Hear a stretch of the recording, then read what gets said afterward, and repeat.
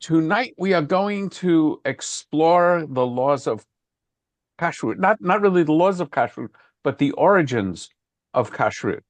And it's again another article. I'm becoming more and more taken with Torah.com and its articles.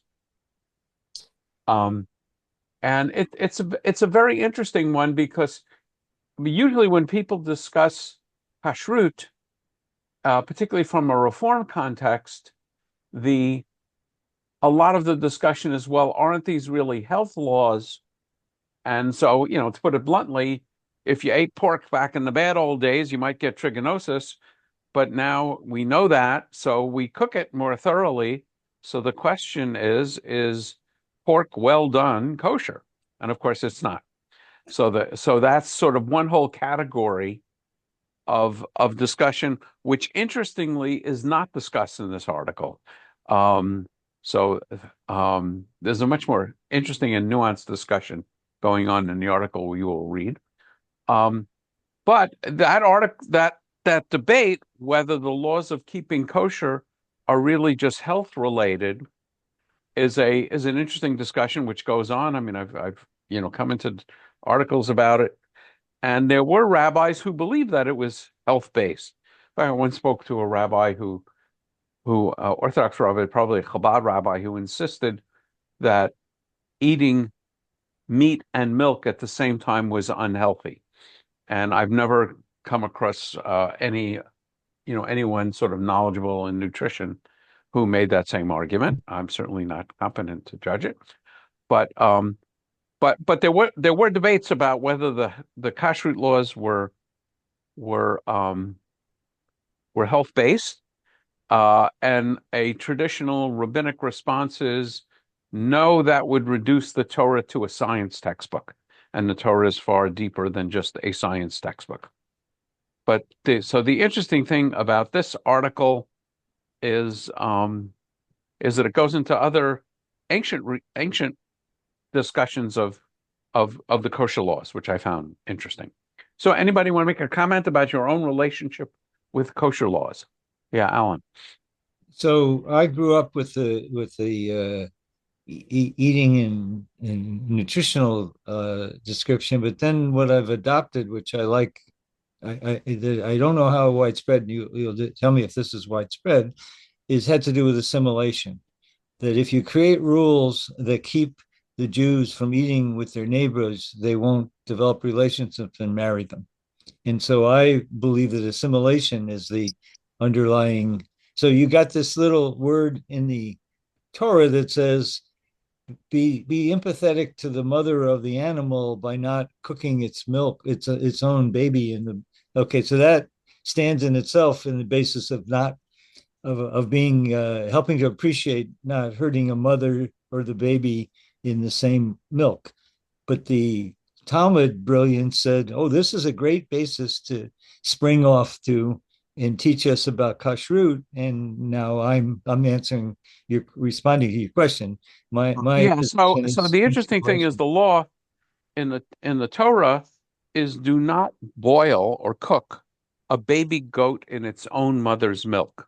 Yeah, So, I mean, I guess you could say that's being empathetic to the mother goat, but presumably the mother goat doesn't know how that baby goat is being cooked. I'm just guessing now. of course. And whether it's, her own milk or But another it's like the goat's milk. story about the birds in the nest. They're Yeah, so that's metaphors actually, for us. They're metaphors yes. for So that's actually what this article is going to get into. Do these things have allegorical meanings or metaphoric meanings? And this article is going to get into that discussion. And then the other thing is Prager and Solushkin in their book. I think it's in their book. Maybe it's just Prager discussing this in other places. Uh, Talks about the fact that yes, exactly what you said in your opening, that the kosher laws are a um, sort of a subversive way to prevent mixing of Jews with non-Jews. Because if you can't eat with someone, chances are you're not going to marry them. Um, and I think there's truth to that. Of course, nowhere is that suggested in the kosher laws, I actually don't know if that's suggested in the Talmud or not, but I do think it's true. If Jews hang out with Jews and don't live with, in proximity to non-Jews, I think it is true that they're less likely to intermarry. I, Okay, I I just, go it's ahead. also true that it was one of the first things that Paul, when he was creating Christianity, let go of. Right, and this article is actually going to get into it Right. because I if just it, might go ahead. say, in honor of my friend Alan Warshaw, that in my reform, I grew up reform, very classical reform, ham and matzah. I mean, it seems crazy now, but that's how I grew up. And Hmm. then something happened to me. I really don't know. But in college, when I went to Hillel and all the Jews prayed together in those days, not Hmm. like they do now in separate minyanim, but um, I gave it up. I didn't go all the way Question, kosher, can but I I ask you from the quit ham? with the poor. Did you Yeah, I get call privileged? that going whole hog kosher. Um, um, yeah, Crazy. Jerry. So my mother used to buy kosher all the time from a butcher, and once in a while she would get veal. But I had an uncle that would buy milk-fed veal, and my mother said, "No, we can't eat. That's not kosher." And I would say, "But Uncle Julie gets it." And he would say whatever about her brother. So she would say But it's not kosher because of mixing milk and meat, well, but because that's actually hysterical. Because veal are young calves, and right. I imagine all veal is probably milk fed, but I don't know what age they are I when they get think, slaughtered. yeah, it depends how young. Right, And if you're taking a very young calf. calf Hmm. from its mother, that couldn't be too kosher. Hmm. You mean if you're changing the diet of the young calf? Well, Yeah, yeah, there's no kosher laws about what the animal eats. There are Yes, there among are, in the sense that carnivores are generally not kosher. That's true of birds. And no, it's true generally, but the laws are not written in that way. Um, I'll just say that with the one slight exception to that is if you want ultra orthodox glatt kosher milk on Passover, yes. That's there's an issue about is special stringencies taken to make sure none of the grain that the animals are eating fall into the milk. right. But that's the only issue that I've ever seen. I've never heard it said that, grass-fed goats are kosher, but milk-fed aren't. But yeah, you're right, Stephen. That's going to be one of the things that's going to come up in this article. It turns out that most animals that are kosher are not uh, hunters. Right. Chickens eat worms, but they're not considered. They're not, you know, hawks and eagles and things. Scavengers. Okay, yeah, okay, and of course, fish. I mean, yeah. So let's not get into it, but let's do the screen share.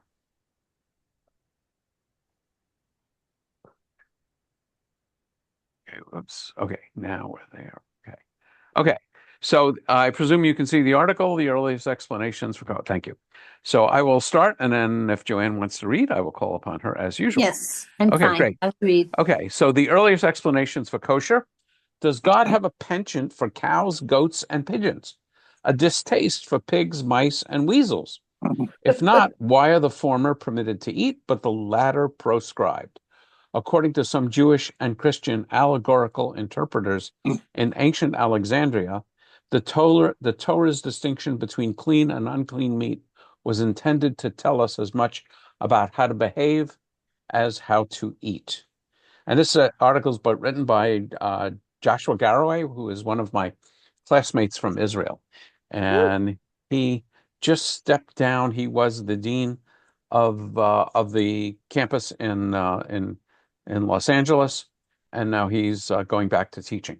So here's a picture of one of them non-kosher pigs. Okay, so Jerry, I presume you can lower your hand, but I You said I'm gonna non-kosher pig. lower your hand for you. Okay, so we're gonna start with chukim, inexplicable laws. Joanne? Commenting on Leviticus 18:4, my ordinances you shall do, and my laws you shall observe. Rashi distinguishes between two kinds of divine commands: ordinances which are self-evidently just, and laws whose rationale cannot be discerned by the human intellect. The former category includes the commandments that any fair society would institute, such as the prohibitions against murder, theft, and adultery.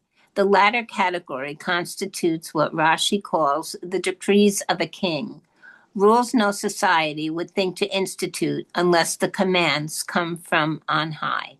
Okay, and just to cover the Hebrew, the word that they're translating as ordinances are mishpatim, from the word mishpat, which means justice, and shofet is a judge, and laws are chukim. A chok is a law, so they're distinguishing between the two different kinds. And so we'll read. So this is Rashi's commentary on that text. My ordinances you shall do. These matters are mentioned in the Torah with regard to justice. Were they not mentioned, it would have been worthwhile to mention them. My laws you shall observe, matters which are a king's decree. The evil inclination objects to them, saying, why should we observe them? Also, the nations of the world object to them. For example, eating pork, wearing forbidden mixtures, and the purification waters of the red heifer. Therefore, I am the Lord, is said as if to say, I have decreed them upon you. You may not be exempted. Yeah, I think, he doesn't have the text. But that's why I put it up in Safari. So this is 18:4. There is 18:4. It says, my rules you shall observe and faithfully follow my laws. We have the mishpatai for I can't remember now how Rashi judged ordinances, different translations, and there's the chukotai, but after it says Ani Adonai Elohechem, so Rashi is commenting that's why you have that phrase, I am Adonai your God. Alan. So I treat this ordinances as commandments or mitzvot, but this observing, I have this question because I use in the language of some of my own practices customs. So is the concept of customs as connected to these other things meant to be included in observe? Okay. So I would say all of these ordinances, what they're translating as ordinances and laws are considered commandments, and they would be part of the 613. Right. The word for custom that we see quite often is minchag. So Yes. the minchag is the custom of the place. So, for example, you might sing a certain song at the end of services. At Temple of Dad Elohim, everybody puts their arms around each other, which I coined the phrase. I'm very proud of this as a minhag. But that is the custom of the place. And if it's practiced long enough, it can become a rule or a law. There's a lot of discussion about whether wearing a yarmulke really was a custom, because there's no place in the Torah, in the Bible, or even in the Talmud that tells you to cover your head. In fact, one of the rabbis comment that, I don't know why everybody is doing this. My colleagues do it, but I respect these colleagues, so who am I to tell them not to do it? But on the food subject, if you think about what I think is considered in reform practice or observation or custom, is that you don't have fully separate milk and meat, but you don't have shellfish and pork, and you don't have milk and meat at the same time.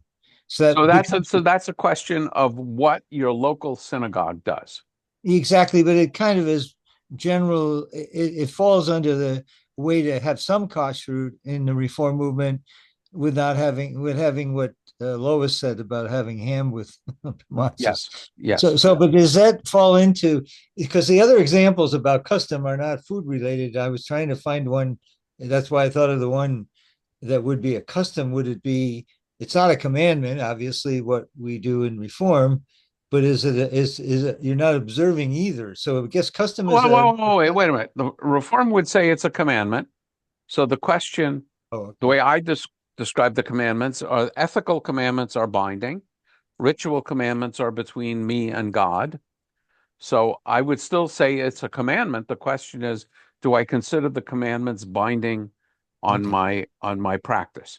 Yeah. And I'm being a little technical, but no, it's okay. yeah. That's good. And by the same token, I have written for at least 2 synagogues I can think of the kashrut rules that our synagogue will observe.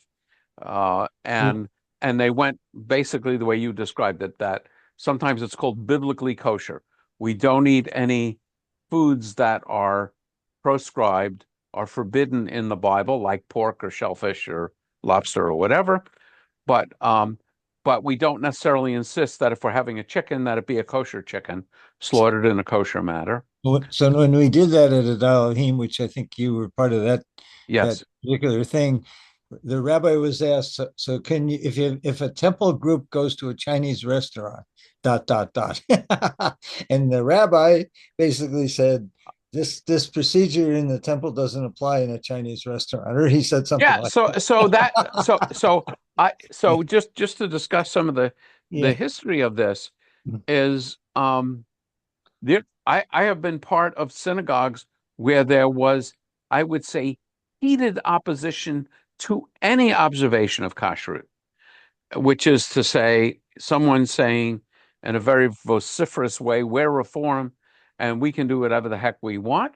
And this person found it offensive to have restrictions against, I'll just say, pork and shellfish, or even restrictions of eating milk and meat at the same meal. And then some synagogues will have a nuance that you can serve a dairy dish and a meat dish, but keep them on separate tables. So it's easy for people to avoid mixing. But basically, every synagogue will have a different approach. There are some synagogues who will say, at a synagogue function, we should observe those same rules.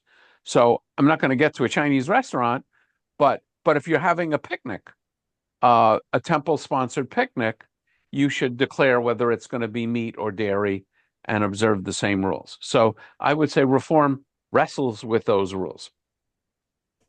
Okay. I can't remember. Did we read this? Rashi mentions? No. Okay, let's continue. Okay. Rashi mentions the prohibition against mixing wool and linen. Sha'atanu, Shatnez. Okay. Yeah, that's a Zion at the end. It's hard to see. All right. The protocols for the red heifer and the injunction against eating pigs. He does not enumerate the many other creatures forbidden for consumption in Parashat Shemini, e.g. camels, hares, eagles, owls, and weasels. But certainly he would also reckon the injunctions against eating these species among the inexplicable decrees from the divine king. Often said, my teacher Larry Kushner would say there are 3 kinds of laws in the Torah. The laws, which he would say would be mishpatim, which are, thank you very much, we could have figured this out ourselves. Don't murder, don't kill, don't steal, don't commit adultery. Those are sort of laws of any civilization. And then he says, then there's another category which we never would have thought of in a million years, but having been commanded to live that way, we recognize how brilliant they are. And that's Shabbat. Who would have ever thought of Shabbat? But we recognize it as a wonderful thing. And then the last category, which I think is really more the chukatim, is laws that we don't understand why they're there, and even after studying them, we don't understand why they're there. But he counts those as the sweetest of all, because we do that out of just love and appreciation of God. And so we could say that is exactly what we're going to discuss right now, the challenge of inexplicable laws. Joanne? In keeping with the Bereta from Bioma, Yes, that's Babylonian Talmud, Yoma, page 67b. Okay, on which this comment is based, Rashi acknowledges that the seemingly arbitrary demands of God are more difficult for Jews to embrace. On one hand, a Jew's evil inclination might lead her to question why the dietary restrictions enjoined in Shemini should be observed. Any parent knows that why is among the first words a toddler learns, and more often than not, the youngster voices in its response to directives whose rationale she cannot appreciate. It is a habit that dies hard in adults. On the other hand, Rashi suggests non-Jewish children and adults are likely to prove equally curious about the Torah's laws, and with potentially disastrous results. It is hardly unusual, for example, for a well-meaning Gentile whose shrimp cocktail has been spurned by a Jewish friend to ask why the God of Israel saw fit to forbid such delicacies. At a loss to provide a rationale, the Jew might just take a nibble. For this reason, Rashi goes on to say, God concluded the law in Leviticus 18:4 with the proclamation, I am the Lord your God, to remind Jews that they are required to obey the laws of their king, whether or not they understand why those laws have been commanded. It's a little like, should you stop at a stop sign if there's absolutely nobody around? You're in the middle of nowhere. Do you need to stop at the stop sign? Common sense would say, no, there's no reason to do it. The law says you need to stop, and if the policeman's hiding behind the fence, you can get a ticket. The other thing which I never thought of is this idea. I think it's going to be developed a little more, that the nagging question, why should we obey this particular law, is a sign of our evil inclination, which is kind of trying to talk us out of obeying the commandments. Okay, let's continue. Curiosity prevails.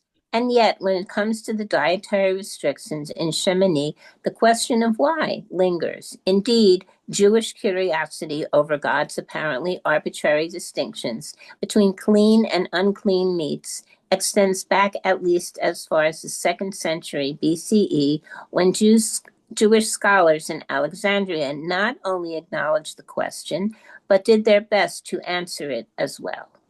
Okay, so now we're going to see a source which dates from that time period. I'm going to read the first paragraph because I want to explain some things in it.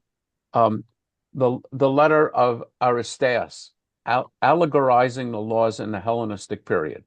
So Hellenistic period refers to Greek influence, and when they talk about Alexandria, that's in Egypt, but it's a Greek city in Egypt. It was under Greek dominion at this time. So this is before the rise of Christianity. It's several hundred years before the rise of Christianity. Paul. Oh, yeah. My wife, bless her, has passed, 8 years ago or 7 years ago. Her father was a cattle buyer. He used to go around to all the cattle pens in California and buy cattle for his cattle company. Well, he says that you can't use a dirty knife to cut up a clean animal like a piece of beef. You have to be careful about what you use, and the way to be careful is to be kosher. You can't use something dirty for a clean animal. You can't. Now you're really talking about good medical practice. Right, exactly. Yeah, and actually, I presume I actually don't know much about being a kosher butcher. I know a little bit about the slaughtering technique, but then the question is, obviously this animal is cut up, Right. and I don't know that kosher laws actually get into that question. I would hope they would, of keeping the tools clean. But remember, the whole understanding of germs is like 150 years old. Right. So I don't know if that was true before then. And the other thing is, to be kosher, food has to be well cooked. So presumably that would make it safer as well. But that's an interesting point. Okay, I'm going to throw this at you. I'm going to throw this at you just to see what you think. Let's say you're in a kosher butcher shop, and you notice a butcher who dropped a knife on the floor, and he stepped on the knife, and his shoe leather stepped on the knife, Right. and then he proceeds to cut the cow or the steer up with that same knife, and he doesn't care if it's dirty or not. The knife is dirty or not dirty. That's what my Oh, father-in-law. I understand that. So the question that you raised that I don't know the answer to, is that a violation of Jewish law or just common sense or good, practice? And the answer is I don't know. Yeah. Aren't you going to get germs from the floor into the food? Oh, but Yes. presumably if you step on something, the soles of your feet are not very clean. So Right. it's not good practice. But whether it would render the meat unkosher, I just don't know. Yeah. Okay. The letter of Aristeas to Philocrates can be found in the Pseudepigrapha, ancient Jewish writing not included in the Tanakh or the Catholic Old Testament. Worth saying some things. We'll see later. They're going to discuss the fact that the Hebrew Bible is translated into Greek. There were a lot of different books translated into Greek, some of which were eliminated by the rabbis as not being worthy to be in the Hebrew Bible. The Christian church typically did not get the memo on which books the rabbis were keeping or excluding. And so a bunch of these books, like Maccabees, were included in the which were included in the Greek translation, were included in the Catholic and Orthodox Christian and Greek Orthodox Old Testament, but they are not in the Hebrew Bible. But then there's also Greek letters and writings that were Jewish that didn't make it in there, even in the old, even in the Catholic Old Testament, as it says here. The author of this letter claims to be Aristeas, a servant in the court of King Ptolemy the second, Philadelphus, and there's the date, 285, 247 BCE. He writes to his brother Philocrates about the legend of the Septuagint, the first Greek translation of the Torah. And this is just a very interesting and a very important translation. So, Joanne, would you like to continue? According to Aristeas, Ptolemy II wished to have a Greek version of the Torah in the Library of Alexandria, so he sent an embassy to Jerusalem to secure 72 able translators from the high priest, Eleazar. Upon arriving in Alexandria, the 72 translators finished in 72 days and produced a translation so excellent that it was deemed by the Jews of Alexandria to have been made rightly and reverently and in every respect accurately. It was accepted without revision, and a curse was placed upon anyone wwho would ever alter it. I'm going to take a look at the footnotes as we go along. Okay, so this is actually a very important point in Jewish history. Basically, there were a lot of Jews speaking Greek, and just like we want to read our Bible in English, they wanted to read the Bible in Greek. And so there is a legend about how this took place. And the legend, which I don't believe for a minute, is that there were 70 odd translators, each of whom did a separate translation of the Bible from Hebrew to Greek. And those translations were identical. And therefore, they were said to be divinely inspired. And therefore, from the point of view of Greek-speaking Jews, and more importantly, from the point of view of Christianity, that text is holy in itself, and you don't have to go back to the Hebrew Bible if you're taking critical looks at text. You can depend upon the Greek translation, which is sometimes called the LXX, which is the Roman numeral for 70. Alan.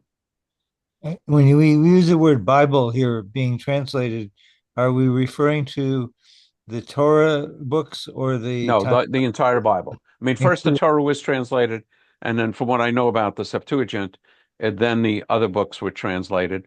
But basically, these were Jewish books Right. that were considered important at the time, and the rabbis, for interesting reasons, eliminated some of those books and even sections of some of those books from the Hebrew Bible. But because they were in the Greek version, they stayed in as part of the Catholic and later the Orthodox Old Testament. And then along comes, roughly, I don't know, 1600, the Protestant Reformation, who, my simple-minded understanding of this is they pretty much assumed if the Catholics did it, it was a mistake. So they basically kept as sacred books in the Old Testament only those books approved by the rabbis. That sounds like the way the early reformers did about the Orthodox, right? If the Orthodox did it, we'll do it differently. Oh, no, I would not say that. Okay, but I understand your point. Let's continue. Despite its claim. Its claim, the letter is generally considered Pseudepigraphic. The actual author was probably an Alexandrian Jew of the mid to late 2nd century, conveying a legend meant to legitimate the Greek translation of the Torah, which was already current in Egypt.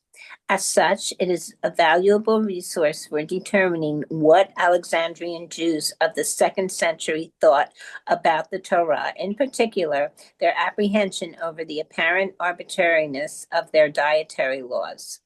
This anxiety finds expression in the lengthy digression of the heart of the story.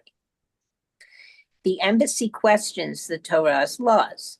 Before escorting the translators from Jerusalem to Alexandria, the visiting embassy poses questions to Eliezer regarding peculiarities in the Torah's laws. Among the question is, why, since there is one creation only, some things are considered unclean for eating and others for touching? So you have things you're not supposed to eat, like pigs, and then things like corpses and creepy crawly things, which you're not even supposed to touch. And so the obvious question is, if God made all of these things, why should some of them be clean and some of them unclean? Using very good Greek logic. Sorry. Yeah. In other words, the embassy asks why, if God created the animals and all such creatures were deemed good, God later chose to make one species fit for eating, but another not? Is God capricious, or, as the embassy elsewhere appears to intimate, does God suffer from an excessive preoccupation with mice and weasels or such like creatures? No, our Jewish author has the high priest respond. God is neither capricious nor neurotic. God's distinctions among the species are rational and instructive, provided one appreciates them as allegories. I think I'm going to skip a little bit.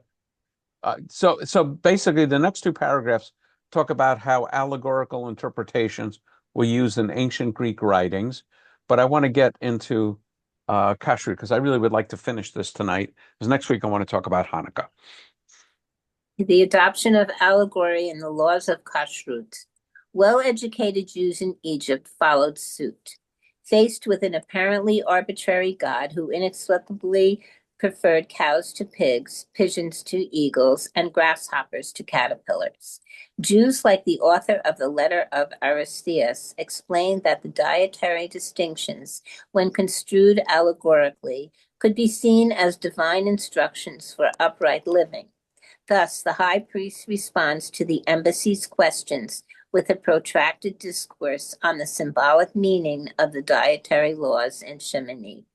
So the interesting thing here is we're going to have a discussion which really is dated to about 200 to 300 BCE, quoting the high priest on the meaning of these rules. Do not take the contemptible view that Moses enacted this legislation because of an excessive preoccupation with mice and weasels or such like creatures. The fact is that everything has been solemnly set in order for unblemished investigation and amendment of life for the sake of righteousness. The birds which we use are all domesticated and of exceptional cleanliness, their food consisting of wheat and pulse. Such birds as pigeons, turtle doves, locusts, partridges, and in addition, geese and others of the same kind. As to the birds which are forbidden, you will find wild and carnivorous kinds, and the rest which dominate by their own strength, and who find their food at the expense of the aforementioned domesticated birds, which is an injustice. And not only that, they also seize lambs and kids and outrage human beings, dead or alive. By calling them impure, he has thereby indicated that it is a solemn binding duty of those for whom the legislation has been established to practice righteousness and not to lord it over anyone in reliance upon their own strength, nor to deprive him of anything, but to govern their lives righteously in the manner of the gentle creatures among the aforementioned birds which feed on those plants which grow on the ground and do not exercise a domination leading to the destruction of their fellow creatures.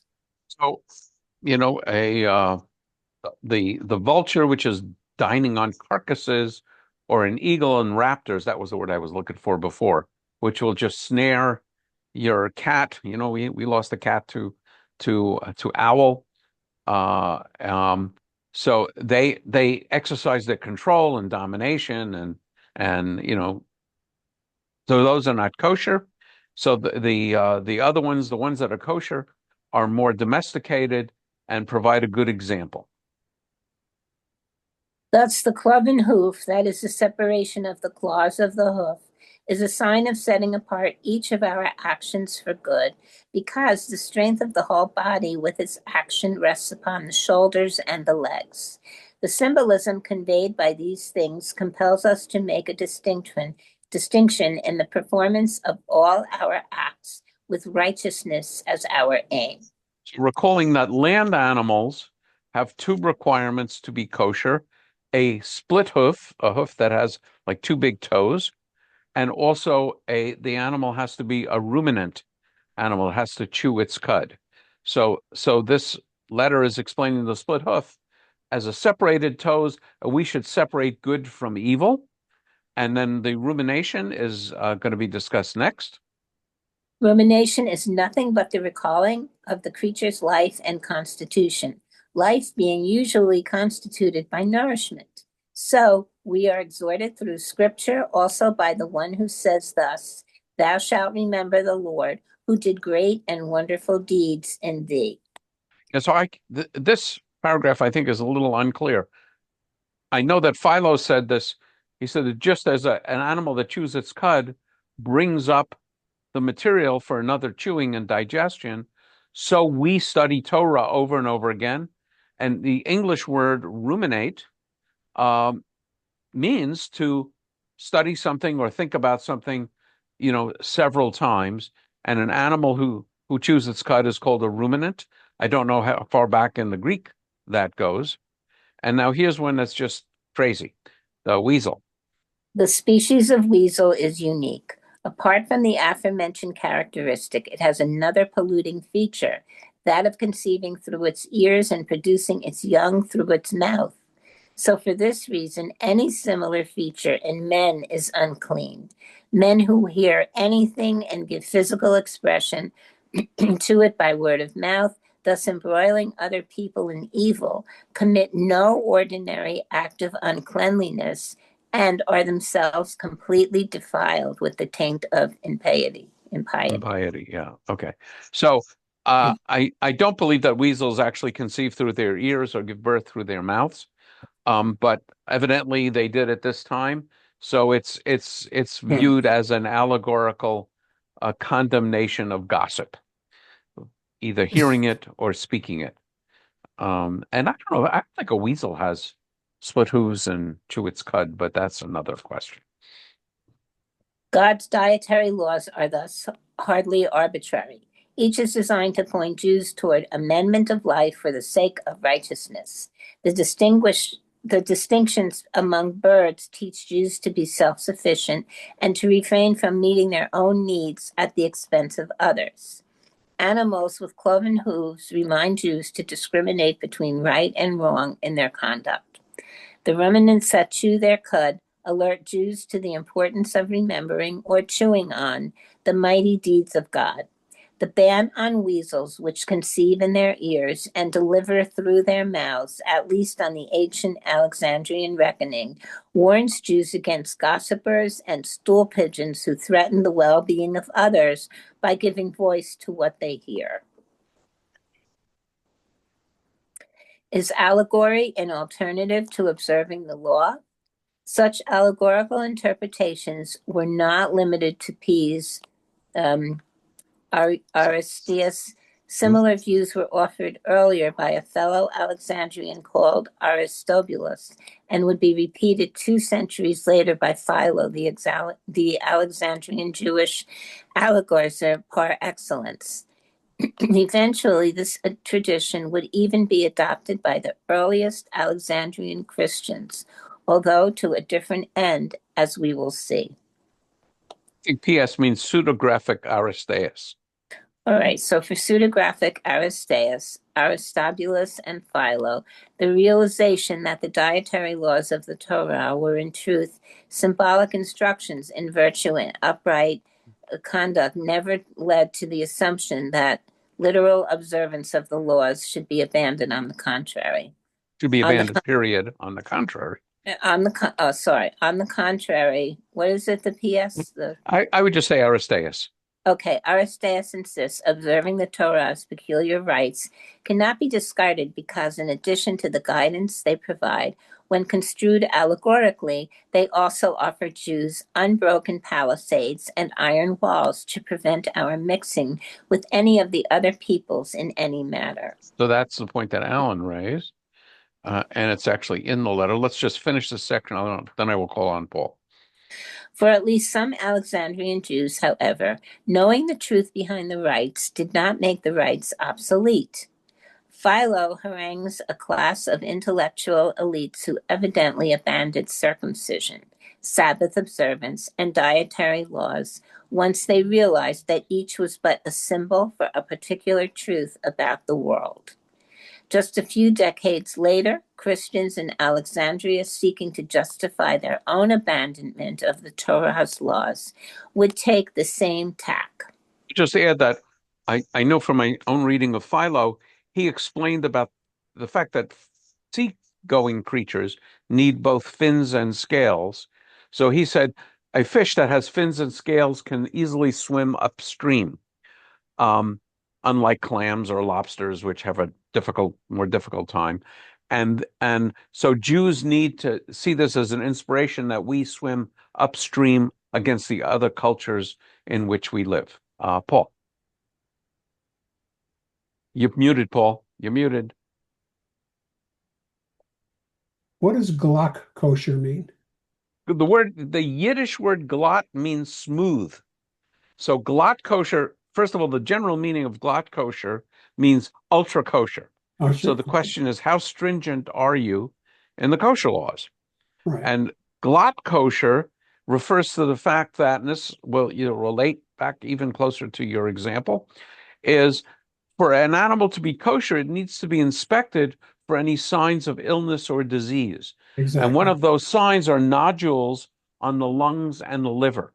Right. So glatt kosher means the lungs and the liver have been inspected and have been found to be glatt or smooth. And it's a Yiddish term. Okay. Okay, let's read about Barnabas. Epistle of Barnabas. Hold on a second, Lois, before we jump into it. The more I'm listening to this, the more unsatisfying it is. And it begs the question of why we actually observe it. And something I've often wondered about, and I don't know if it ever gets to this level, which is all cultures have food magic. Mm-hmm. I think, at least most cultures. Well, yeah, okay. The famous ones are, of course, what we have. You're vegan, you're vegetarian, you're keto, and the Hindus don't eat cows. Mhm. So is there any research about that and our laws and what the ancient peoples around us had and So where is our came from? yeah, well, Because, this is a discussion. Well, so really, you're asking a question which is underlying this, and that is, what is the reason for these laws in the Torah? right, Okay, right, because so this that is yeah, Well, I Nourishkeit. don't It's know just too. well, using so backward no, no, logic. yeah, so we have a law. Let's just say forbidding eating an animal. The only kosher animals are animals with split hooves and chewits cut, right? So the Torah doesn't tell us why. Occasionally, the Torah tells us a reason for a law. So, for example, we wear tzitzit, we wear fringes on our cornered garments, and the Torah says when you see the tzitzit, you'll be reminded of the commandments and and follow them. So, for that one, we have a reason. Um, for some, we can figure things out. Don't murder. Well, we could figure that out. Um, but then you have these laws, chukim. So now we don't have a clear explanation in the Torah, so it's left to the Talmud to explain them, and left to other interpreters. And what we're seeing here is how the Jews who were living in Greek culture sought to interpret them. And now the most interesting question for me is, let's say we come across an interpretation that we agree upon. So let's take the I would say the one that rings closest to logic. We don't eat animals which are themselves hunters and meat eaters. They're predators, and they teach us not to behave in a predatory fashion. Okay, that's a good allegorical explanation, right? So now the question is, and the article is going to get into this. So now that we understand it, can we just say, okay, we won't act in a predatory fashion? We understand that's the allegorical meaning of the Torah. But having said that, I will have shark fin soup for dinner, or I will have eel, or or foods that are not kosher, because I understand and I'm willing to comply with the allegorical teaching. And we're going to see that's going to be the Christian interpretation. Or do we say these are God's laws, and who are we to decide which of God's laws we should obey or not obey? I, Um, I understand what you're saying, and I think that's a very important conversation. Why to keep or not, and why reform decided to do what it did, and how it's changed a lot. yes. But I'm asking, where did this stuff come from? So in a way, you're asking, Historically, to put us in some sort of historical context of where the Bible, when it was written, and what people around us were eating. yeah. So I can answer some of it. Um, Scholars believe the Torah reached its current form about 500 BCE. Okay, and so you had basically the Israelites were pretty much living separately. I don't know how influenced they were from other cultures. We did get exposed to Babylonians. We got exposed to the Assyrians. Um, and my guess is, if I had to guess, I would say it was one of the things that Alan pointed out, is that you have these laws to keep you separate from other peoples. And so that may be the original reason for the laws. But I don't know beyond that. I mean that, and I'm sure that it has been studied. It just hasn't been studied by me, either in For a me either. primary way or in a secondary way. Right. Okay, so we're going to see quickly. I think we can finish this. We'll run over a little bit about what the Christians do with this. Wait a minute, I'm losing it. I'm on my iPad. Okay, so And I'll finish it. all right. So this is the Epistle of Barnabas, one of the earliest Christian writings from Egypt, the pseudonymous Epistle of Barnabas, around 135 CE. So this is after, what people would call AD, after the time of Jesus. is similar to Pseudo Aristeas and Philo in his assessment of the laws from Shmini. This is why he spoke about the pig. Do not cling, he says, to such people who are like pigs, and do not eat the eagle, the hawk, the kite, or the crow. You must not, he says, cling to such people or be like them, people who do not know how to produce food for themselves through toil and sweat, but by their lawless behavior seize food that belongs to others. And he has fully hated the weasel. You must not be like one who is reputed to form a lawless deed in their mouth because of their uncleanliness, nor cling to unclean women who perform the lawless deed in their mouth. But this animal conceives with its mouth. And Moses said, eat every animal with a split hoof and choose its cud. What does he mean then? Cling to those who fear the Lord and to those who meditate on the special meaning of the teachings they have received in their heart, to those who discuss and keep upright the demand laws of the Lord, to those who know that meditation is work that produces gladness, and those who carefully chew over the word of the Lord. Namely, same logic. Each animal in succession, the pig, birds of prey, the weasel, and the ruminant, provides instruction on how to behave, just as the Jewish predecessors had proclaimed. Why Pseudo-Barnabas differs from Pseudo-Aristeas is the way in which he allegorizes certain animals, and most significant departure is the conclusion he draws from his analysis. So then the commandment of God is not a matter of avoiding food. I think this is Barnabas.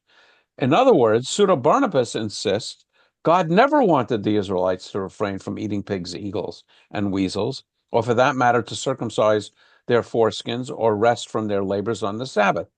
The ceremonial laws for which no rationale is provided are meant to be observed allegorically, not literally. Misguided, therefore, are Jews who cling to the latter approach. And I would say generally, I think you mentioned this, Lois, that generally this is what Christianity is saying about most of these laws. Fear of allegory. I The can manner. take. Oh, I'm back if you want. Okay. I'll finish it. I'm on a roll. Okay. Fear of allegory. The manner in which Pseudo-Barnabas turns the allegorical interpretation of his Jewish predecessors on its head demonstrates the risk inherent in seeking a rationale for the Torah's seemingly arbitrary decrees. Once a rationale is uncovered, it may well eclipse the literal observance of the decree. After all, if God had prescribed the consumption of weasels in order to teach Jews not to gossip, might Jews then go ahead and eat weasels so long as they refrain from gossip? Furthermore, the rationale, once uncovered, might suggest the decree is no longer relevant. Even today, many Jews insist upon the specious scientific notation that pigs and shellfish were forbidden because they are vectors for disease. If that, in fact, were the rationale, but it could be demonstrated that these meats are no less safe than beef or lamb, might their consumption be considered permissible? Or my own example, which I always use as an argument against the health basis of kosher laws, is schmaltz. Schmaltz is fried chicken fat. It's hard to imagine anything less healthy, but very kosher and delicious. On the other hand, it would seem repressive to discourage Jews from seeking a rationale or deeper meaning for the dietary laws. Such discouragement would be fruitless in any case, at least according to Rashi. The evil inclination not to mention Gentile peers will ever urge Jews to keep asking why. Now we're getting there. Conclusion. The king's decrees keep the people guessing. Perhaps then what makes the dietary decrees of the king in Shmini so interesting is the way in which they keep Jews guessing. By not providing a rationale, Jews of every generation are bound to understand such laws on their own terms. To determine what abstention from pork, for example, might mean to a particular Jew in a particular time and place. The result of such investigations might prove instructive and or uplifting. At the same time, the absence of an original rationale ever reminds Jews that any subsequent explanation, however instructive or uplifting, is also contingent. The only response to the decrees of the king that prove timeless applying to all Jews in all times and in all places, is an act of obedience on the ground that I am the Lord your God. And I'll just note that, my friend Josh Garraway is definitely a Reform rabbi and scholar. So ultimately he is taking that that I would say what is a Reform approach to this. And I'm going to stop sharing so we can see each other a little more easily. But you can apply this. I know many Jews who for them ham on matzah with cheese. What I call matzah pizza, And a glass of milk. the pizza, the Ay, pizza, the pizza of oppression. What's wrong with that? ay. Oh So my so God. I for people who can't basically don't keep stand it. strictly kosher, but will be very focused on what order do you light the Hanukkah candles in? What time do you light Shabbat candles? What time can you have a wedding? So they will be very focused on ritual observance if it's rituals that they like and are meaningful to them. I remember once having a board meeting at Temple Adat Elohim where we were discussing the winter shelter program. And Alan, maybe you were in that meeting. And this was a program we were going to host families, and I think we're still doing it. I'm actually not sure.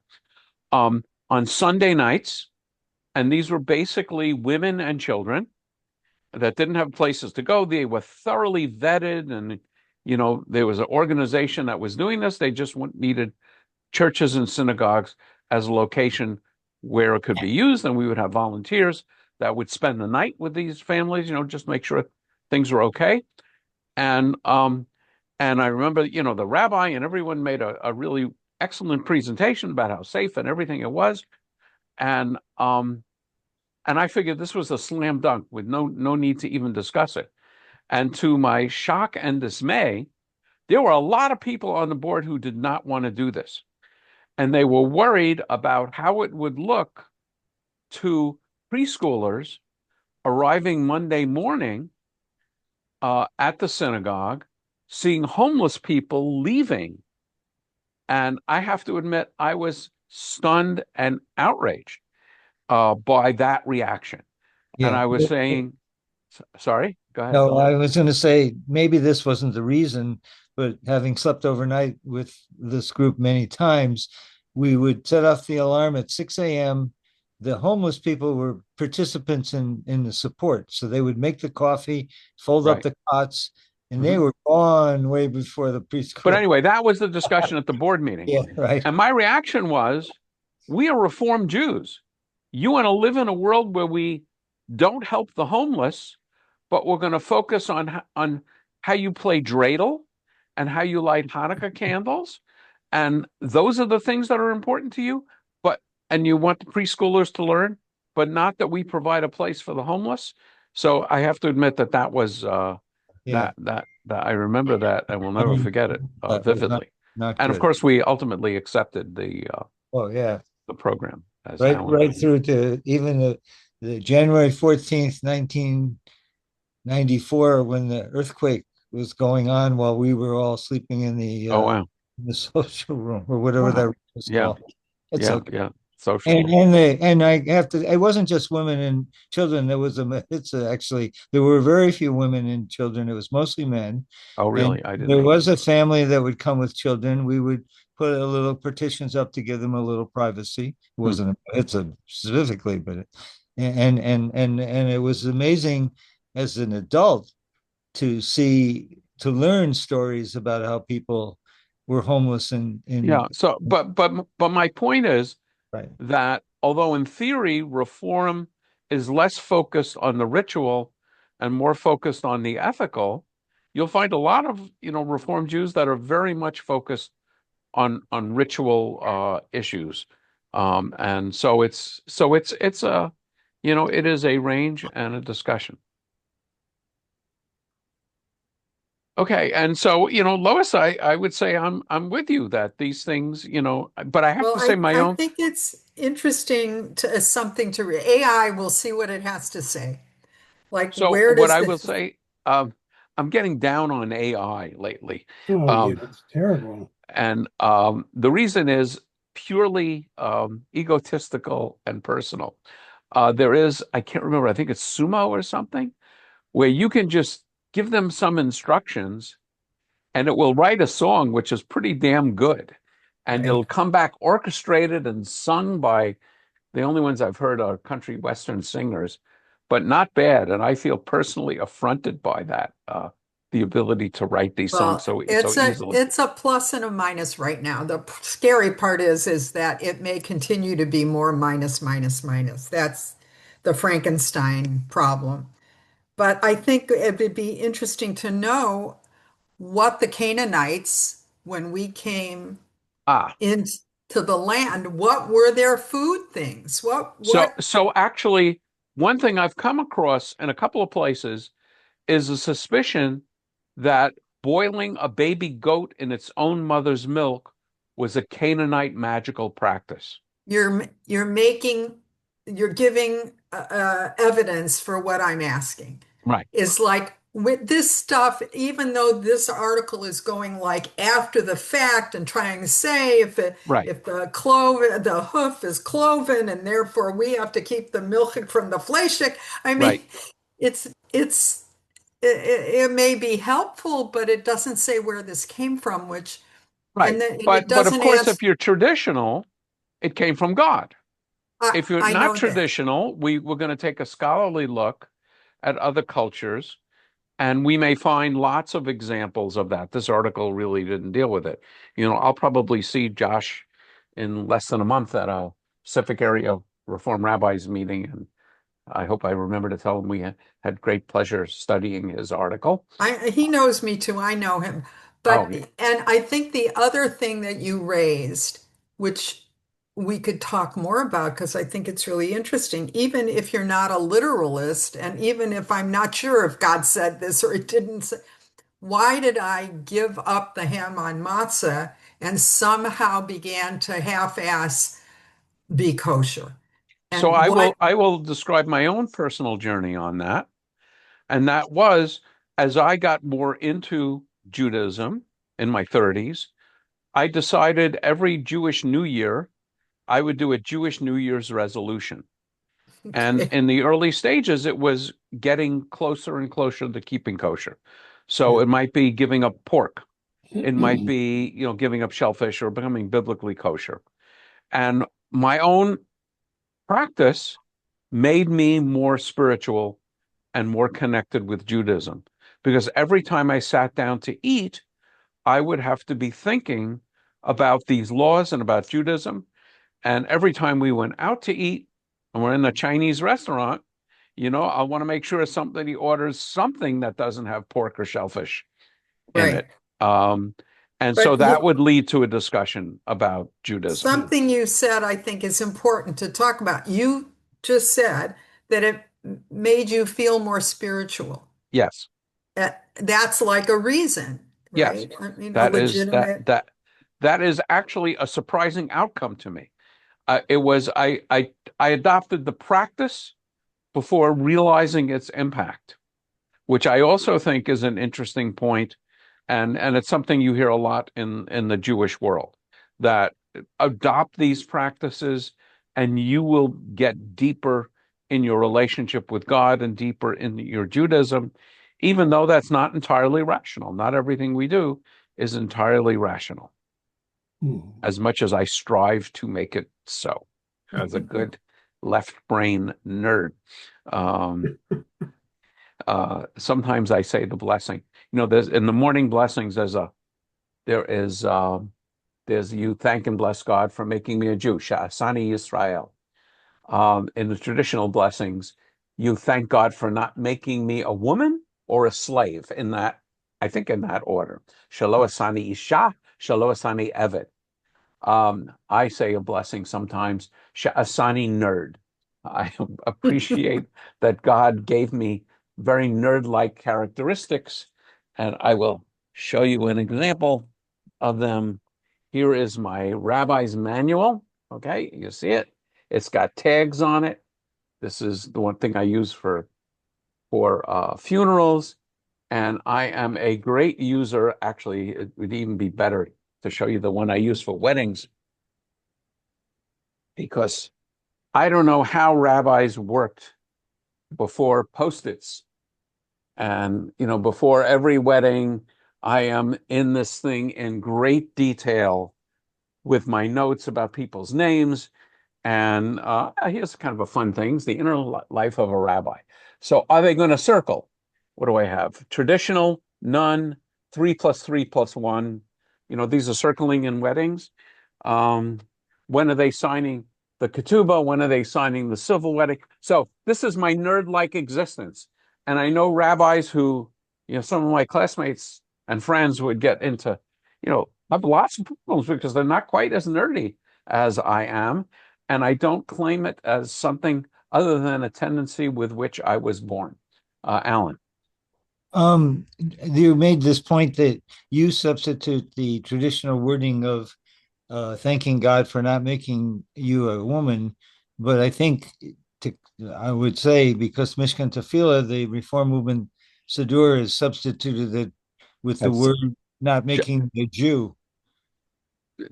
making me a Jew, Shasani Yisrael, Yeah, I actually for mean that making me an word Israelite. it replaced that. It doesn't say anything about Place that women. whole series with Yeah, just that one word. Yes. yeah, that just in case you're reading an obsolete older version of Oh, something. no, no, no. I mean, I have a lot of prayer books. I know you do. I Yeah.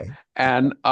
And the one thing which I say only half in jest, when I see how much more difficult it is for my wife to prepare to go out, and how much more beautifully she is prepared and dressed than I am, with not only makeup and jewelry and matching this and matching that.